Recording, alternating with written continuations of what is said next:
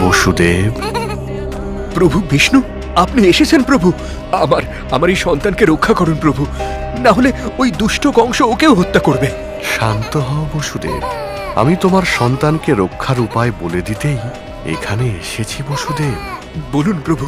তুমি এখনই তোমার সন্তানকে নিয়ে গোকুলের অধিপতি নন্দঘোষের বাড়িতে যাবে। তার স্ত্রীও আজ একটি কন্যা সন্তানের জন্ম দিয়েছেন। তুমি সেখানে তোমার সন্তানকে রেখে তার বদলে তাদের সন্তানকে নিয়ে ফিরে আসবে, আর কাল সকালে কংসের হাতে ওই কন্যা সন্তানকেই তুলে দেবে। কিন্তু প্রভু, নিজের সন্তানকে বাঁচাতে অন্যের সন্তানের প্রাণ সংশয় ঘটাবো, আর নন্দঘোষী বা তাতে রাজি হবে কেন? একটা মহান কাজ সফল করতে গেলে অনেক বলিদান দিতে হয় বসুদেব। নন্দঘোষও সেটা জানে। ভগবান বিষ্ণুর নির্দেশে বসুদেব সেই ঝড় জলের রাতেই তার সদ্যজাত শিশুপুত্রকে নিয়ে গোকুলের উদ্দেশ্যে রওনা দেয়। পৃথিবী তখন ঝড় বৃষ্টিতে ভেসে যাচ্ছে,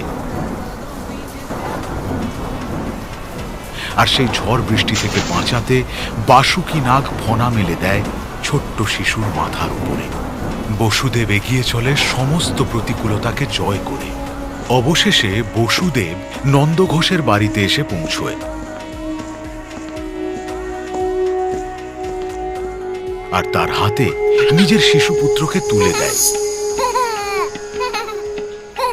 নন্দঘোষও ভগবান বিষ্ণুর আদেশ অনুযায়ী তার এবং তার স্ত্রী যশোদার সদ্যজাত কন্যা সন্তানকে বসুদেবের হাতে সঁপে দেয়।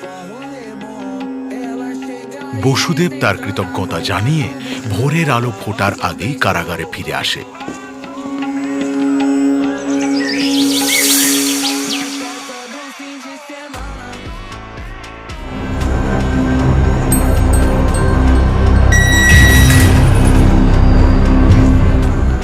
আমি এসে গেছি, আমি এসে গেছি, আমি এসে গেছি। আমার শেষ শত্রুকে শেষ করতে আমি এসে গেছি। কই কই দেখি দেখি শত্রু মুখ দর্শন করি। দাও দাও আমার কাছে দাও। দেখো দাদা, এবারে আমার পুত্র নয় কন্যা সন্তান হয়েছে। তার মানে ভবিষ্যৎবাণী এমনিতেই ব্যর্থ হয়েছে। তুমি ওকে ছেড়ে দাও দাদা। কি কন্যা সন্তান? হ্যাঁ দাদা, এই দেখো। পুত্র হোক বা কন্যা, শত্রুর শেষ রাখতে নেই, তাই ঝুঁকি নেওয়ার কোনো প্রশ্নই নেই। মরতে তোকে হবে।